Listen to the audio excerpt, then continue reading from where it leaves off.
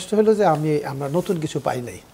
যে আজকে জুন মাস, আর কয়েকদিন পর আমরা জুলাই দেখব, যে জুলাই যে সংস্কারটা মাথায় নিয়ে আমরা এত আন্দোলন, এত রক্ত, এত জীবন, সেটা কিন্তু আমরা এই 11 মাসের মধ্যে যেটা হয়, আমরা হয়তো বাজেটে কিছুটা সংস্কার দেখতে আশা করেছিলাম, যে একটা রিফ্লেকশন আমরা পাবো। আমি ব্যক্তিগতভাবে মনে করি ইটস এ ট্র্যাডিশনাল বাজেট। গত 50 বছর যেভাবে দিয়ে আসছে, ফাইন্যান্সের ক্লার্কসরা যেভাবে বাজেটটা প্রণয়ন করে দিচ্ছে, ওনারা ওইটাই পড়ে গেলেন। আপনি এইখানে তো ধরেন, এই যে আপনার একটু রিপোর্টে দেখলাম যে প্রাইভেট সেক্টরের যে দাবি দাওয়া ছিল, এগুলো কিন্তু শুধু আলোচনার জন্য হয়, কিন্তু যখন বাজেটটা ফাইনালি হয়, ওই ডিপার্টমেন্ট থেকে যেটা আসে সেটাই হয়। বলা হয় যে স্যার অর্থ নাই, এবার দেওয়া যাবে না, পরে দেখা যাবে। তাহলে বাজেটটা কার জন্য?